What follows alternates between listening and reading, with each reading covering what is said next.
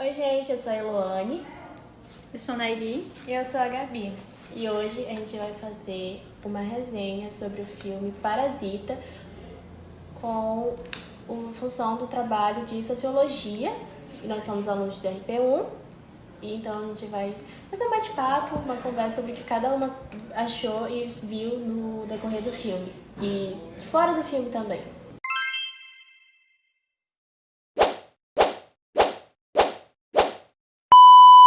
A Naili vai começar falando do começo do filme e aí a gente vai deixando a conversa.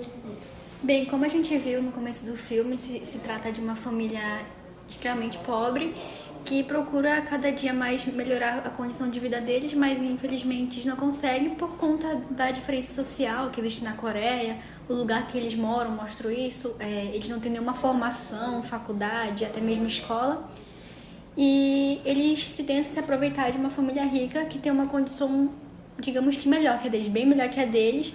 E eles tentam tirar proveito disso usando o que eles sabem fazer de melhor, que é enganar os outros. Engraçado que, tipo, no filme, né, eles faziam de tudo pra empregada ficar alérgica. E eles sabiam até o tipo da alergia da empregada, que era pêssego, tipo, tinha um trabalho, né? Tipo, apesar de eles não terem uma escolaridade, eles eram muito espertos, porque desde cedo eles precisavam aprender a sobreviver. Muito diferente dos ricos, que não precisavam se preocupar em aprender essas coisas. Aprender a falsificar documentos, aprender a fraqueza dos outros, porque isso não importava no mundo deles. Pior que no decorrer do filme a gente também percebe dessa coisa da classe social, né? Que um depende do outro. O rico depende do pobre pra sobreviver nessas questões de coisa, tipo, meio que fúteis ali. Tipo, não fúteis, mas tipo, fazer uma comida, fazer uma compra, não sabe, tipo, lavar uma louça. Enquanto o pobre precisa do rico pra sobreviver ali, porque ele não sabe se o rico, sei lá, hoje eu vou te demitir. Ele, tipo, não sabe, pode acontecer. Aí entra aquela questão do filme. E quem é o parasita de verdade? Porque um se aproveita um do outro. Cada classe social precisa uma da outra para coexistir. É muito destacado também o que pode ser bênção para os ricos, pode ser uma maldição para os pobres, como a chuva. Que tem uma cena do filme onde a madame fala que choveu e que foi uma bênção porque limpou as ruas da cidade. O que dá logo a entender sobre essa limpeza é meio que um paralelo sobre o que aconteceu na casa deles, que inundou, que eles tiveram que sair, que se ajuntaram numa quadra pequena. E também, não sei se, assim, na primeira tradução que teve, né, quando saiu esse filme da Coreia, a tradução original mesmo, se eu não me engano, era Todos Têm o Mesmo Cheiro. E pra ficar pra cá, pra tradução, botaram Parasita e ficou famoso mesmo por Parasita, então botaram o nome Parasita. Porém, a primeira coisa a gente percebe que todos têm o mesmo cheiro, que é muito retratado esse tema o tempo todo no filme, né? Porque todo mundo é ser humano ali, e cada um tinha os seus problemas, cada um tinha ali, e um dependia do outro, como a Naili falou, né? Um parasita ficava sugando o outro ali, aquela coisa. Sobre essa questão do cheiro, eu acho que a principal motivo do senhor... O que era o motorista que trabalhava de motorista na Esse casa? que era o senhorinho, O senhor Parque. Não, o senhorinho. o senhorinho. Que ele falou, quando aquele doido matou a filha dele, o chefe fez um sinal tipo de tampando o nariz como se estivesse com nojo. E ele viu aquilo, eu acho que na visão dele ele sentiu, poxa, eu tenho o mesmo cheiro, ele me vê da mesma forma que ele vê esse homem horrível, doido, que fez isso com a minha filha. Acho que isso foi um dos principais motivos dele ter dado a facada no Sr. Park. E vocês perceberam que o desespero deles para sobreviver, para ficar ali na casa, foi o que destruiu eles? Porque queriam manter o segredo deles, por isso que eles prenderam, né, a empregada lá, a antiga governanta lá no porão, o que resultou numa morte dela e, consequentemente, destruiu tudo que eles tinham construído ali. Pior, né? Tem essa questão também. Assim, na vez que eu tava vendo... Desde quando apareciam os cortes, né, assim, no TikTok, no Instagram mesmo aparece. Aí tem aquelas pessoas que fazem aquela visão por cima do filme, que quando a gente percebe o que tá acontecendo ali, realmente a gente tem uma visão totalmente diferente em algumas situações, tipo...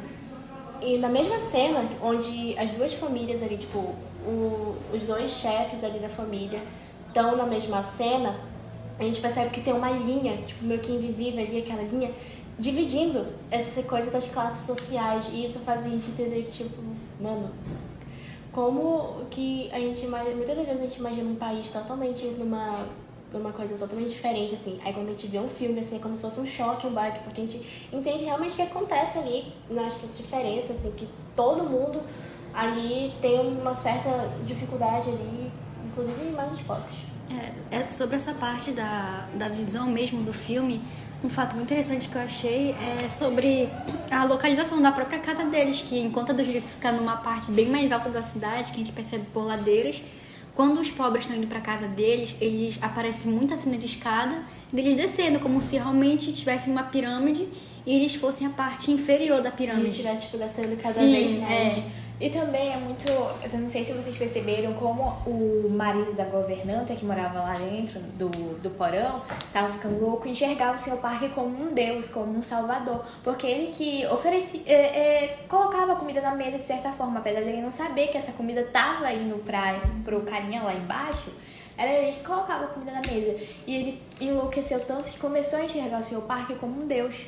E foi isso também que resultou em toda aquela confusão no final, onde ele acaba enlouquecendo e matando todo mundo.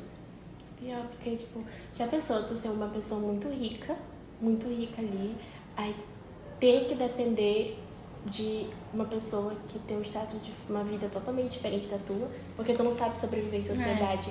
Aí, obviamente, tu vai ter uma visão ali de um tipo, um salvador pra ti, porque tu cresceu dentro de uma bolha, tanto que a filha, né, parece que também tinha, porque ela cresceu dentro de uma bolha e os pais dela o tempo todo protegendo a filha.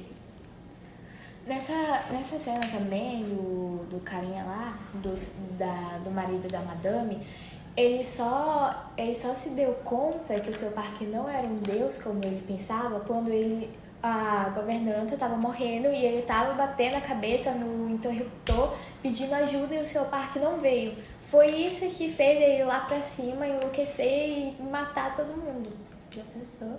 Caiu aquela ficha, tipo, ele não é um deus, ele não tá me ouvindo. Uma coisa também que eu achei muito interessante sobre essa parte da família em si foi como os adultos, que geralmente são inteligentes, vão perceber tudo, não percebiam o que acontecia na própria casa, mas a criança percebia. Ele foi o primeiro a perceber o sinal em código Morse, percebeu que tinha uma pessoa a mais naquela casa e demonstrava isso através do desenho, que ele sempre tinha uma parte do desenho em que representava algo obscuro na casa deles. E ninguém entendia. E vocês notaram também como a madame era muito tapada? Sim. Ela não sabia fazer nada. Sabia lavar uma calcinha. Sim, parece que... O que eu enxerguei parece que... Porque eu tenho certeza que ela também veio de uma família rica. Então eu acho que ela foi ensinada que ela tinha que crescer pra se casar com o homem rico, pra servir ele, pra dar filhos pra ele. Por isso que eu acho que ela não aprendeu esses negócios de lavar a louça, porque ela foi criada nesse ambiente. A coisa, né, de esposa troféu, né? O papel dela era só dar filhos, dar herdeiros. E ser bonita e fazer o papel dela, tipo... Ele mesmo fala que ela era bonita pra estar ao lado dele. Sim, eu acho que o que comprova isso que tu falou, a questão, tipo, de sempre o motorista falar, mas você ama ela, né? Então você vai aturar ela.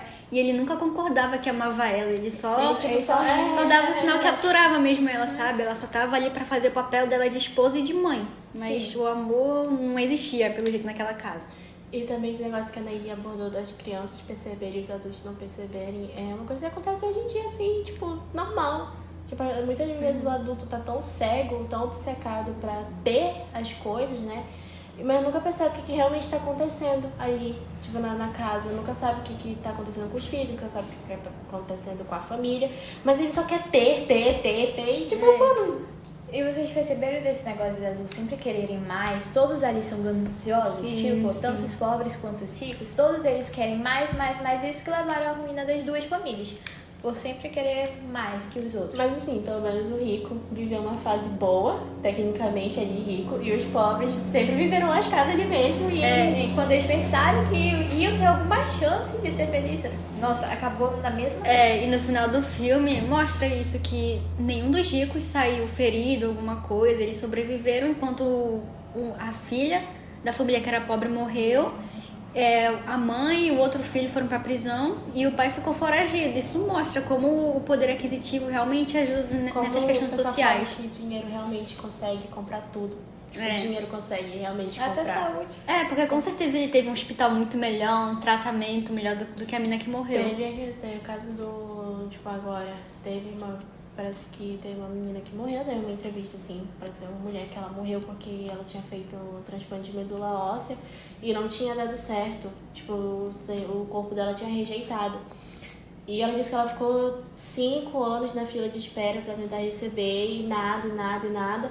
Enquanto, teve que falar o nome mesmo, Faustão, né? Ele já fez um monte de transplante. Tipo, de coração. E é muito rápido. Sim. E a gente percebe a diferença, assim, de que, tipo, mano, como o dinheiro... Tem gente que fala que o dinheiro não compra nada, mas o dinheiro realmente compra as coisas. E a gente vê realmente nesse filme sempre aborda essa diferença, né, de classes sociais, o ponto mesmo crucial. E também acho que... Assim, eu gosto de K-pop, eu sempre cresci nesse meio da cultura coreana.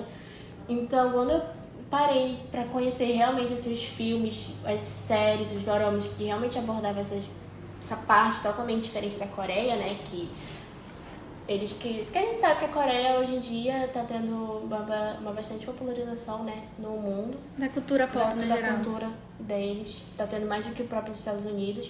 E a gente percebe que muita gente tem romantizado tanto a Coreia, que tipo, eu vou pra lá pra Coreia pra me casar com um coreano. Mas a gente não percebe realmente o que acontece. Porque funciona como uma cortina de fumaça. Isso é até uma estratégia do próprio governo, principalmente os asiáticos, o Japão, Coreia. Tentam, depois da Segunda Guerra, tudo que aconteceu, que teve muita violência, muita gente morreu mesmo. Passar uma visão boa. Sim, foi muito sangrento que aconteceu.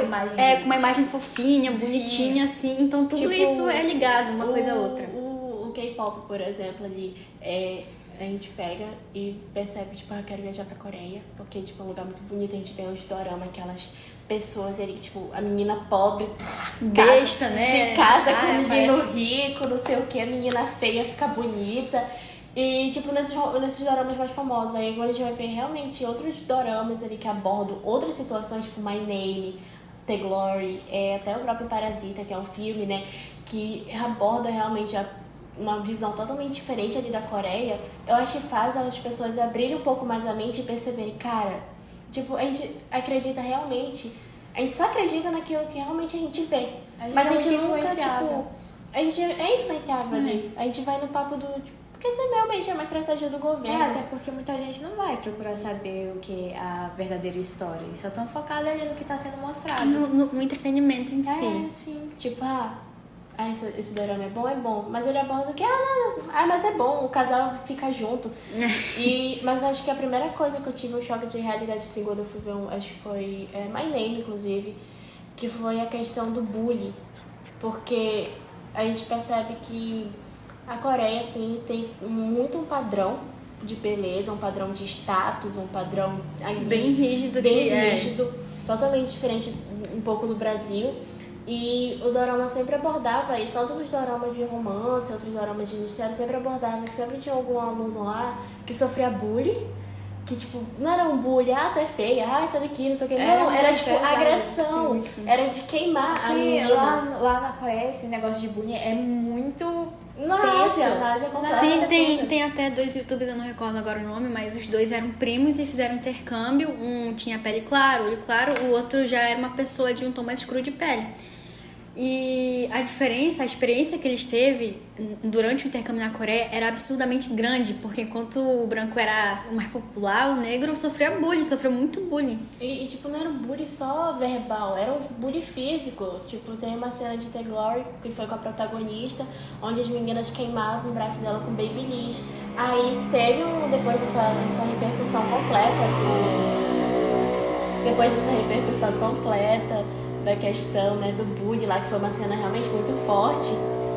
A moto foi realmente muito forte. A menina falou que eles pegaram a história dela, de uma parte que aconteceu, que realmente ela mostrou a cicatriz, foi um caso real. E a gente percebe que o tempo todo as outras pessoas não fazem nada. Tipo, o pessoal fica batendo lá e não fazem nada. Uma coisa em Parasita também que eu percebi, como eles foram muito minuciosos nos pequenos detalhes. Por exemplo, mostrou que só os ricos têm direito a uma educação boa, representado com cada filho tendo pelo menos um tutor particular, a alimentação deles sendo muito mais saudável do que a dos pobres, porque enquanto os pobres comiam só besteira, industrial, eles comiam frutas, carne vermelha, coisa que na Coreia já é uma coisa bem cara, né? É caro, realmente. Sim. E a questão do lazer também, que eles saem pra viajar, enquanto os pobres só ficam enfurnados em casa. E vocês perceberam a diferença da filha do rico pra filha do pobre? Que enquanto a filha do rico era protegida ali, acho que ela nem podia sair muito de casa, a filha do pobre que era mais largada. Inclusive tinha um vício de fumar, né? Vocês perceberam isso? Inclusive, eu acho que até a filha do rico lá, por não sair muito, por ser muito protegida, se envolvia com os tutores dela. Sim. Realmente esse negócio, acho que realmente é tipo, nossa, não tem ninguém aqui. Eu vou ficar com o meu professor. Mas tipo, parando pra pensar assim, nossa, como é que a Coreia conseguiu criar uma visão completamente diferente com a popularização do K-pop, né? Do dorama ali, tipo, criar um país bom, um país onde todo mundo vive bem. Uma coisa que a gente também percebe da popularização bem dos Estados Unidos, né? Que, tipo, acho que o brasileiro sempre pensa que sair do Brasil vai melhorar a vida. Em algumas situações até vai. Tenho uma experiência na minha própria família, assim. A gente saiu daqui. Mas o choque de realidade quando chegar é outro. Tipo, a questão dos Estados Unidos ser um valor altíssimo de hospital. Tipo, se tu estiver morrendo aqui no Brasil, pelo menos tem um SUS. Demora.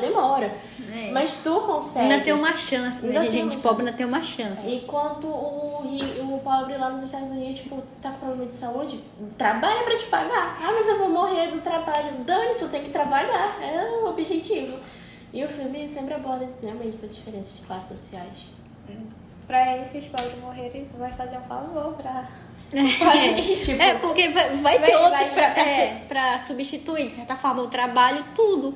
E pros ricos não, não sei o que, se eu morrer hoje, quem que vai assumir minha empresa, a minha economia, quem? Inclusive, isso é retratado no filme, né? Como eles são substituíveis, os pobres. Sim. Tipo, eles demitem, contratam assim como se... Tipo, é um objeto.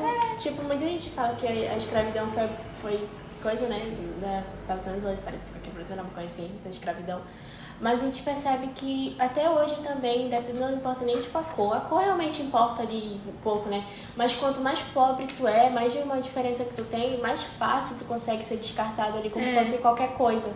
Sim. Tipo, a pessoa não vai ter propriedade em ti, tu não vai ser da pessoa. Mas tu, em algum momento, tu vai ter que depender da pessoa de trabalho, tu vai ter que depender do rico. Aí no final do filme, né, a gente percebe que tipo, a queda das duas famílias. Sim. Ali foi tipo, nossa, um baque ali do... Mas no final a família rica sempre vai conseguir se reerguer. No final, porque a maioria já vinha de família rica, tipo, era herdeiro, né? Assim, uma coisa que eu não achei, talvez muito dentro da realidade, mas que possa assim acontecer, é a questão que o pai ficou dentro da casa e o filho mandou aquela carta. Eu vou arrumar um emprego bom, vou estudar. Sim, isso realmente pode acontecer. Mas a gente sabe que na vida real não é assim. Nem todas as vezes uma família que nasce pobre, muito pobre como eles, tem essa oportunidade de estudo e de realmente ganhar muito dinheiro, como ele fez. Ele foi preso. Sim, ele foi preso. Pela polícia. E isso suja o nome e, tipo, até o quê? Principalmente lá na Coreia, onde eles levam isso muito a sério. Na Ásia em si. Tipo, tu é pobre, tem passagem pela polícia. Vamos fazer o quê? Não vai fazer o quê? Tu não serve pra bosta nenhuma. Mas eu acho que também assim, a gente tem que destacar que eles conseguiram enganar a família rica por Sim, pelo menos. Então eu acho que ele chegar no topo ali não foi muito honesto, não. Outra coisa que destaca também é como os filhos do pobre, digamos assim, são mais esforçados que os dos ricos, porque os dos ricos estão sempre acostumados a ter tudo na mão, enquanto os pobres têm que pelo menos lutar contra isso, sabe? Tem que sobreviver. Tipo a Naili, né? Ela, tipo, tendo tudo na mão. Como a gente falou, né? A queda do filme, a queda da família, né? No decorrer do filme. Realmente dá uma visão assim que, tipo, cara, não importa, tu é pobre, vai ficar pobre ali, ou você ter muita sorte na vida ali pra te conseguir fazer alguma coisa. Enquanto rico, ou tu vai tem se um risco de perder as coisas, porém vai ter conhecido ali do mesmo status, do mesmo patamar. Porque é de sobrenome. Tipo, sobrenome. Isso. Então, gente, esse é o podcast do nosso trabalho de sociologia sobre o filme Parasita. Tchau. Obrigada, tchau. Tchau!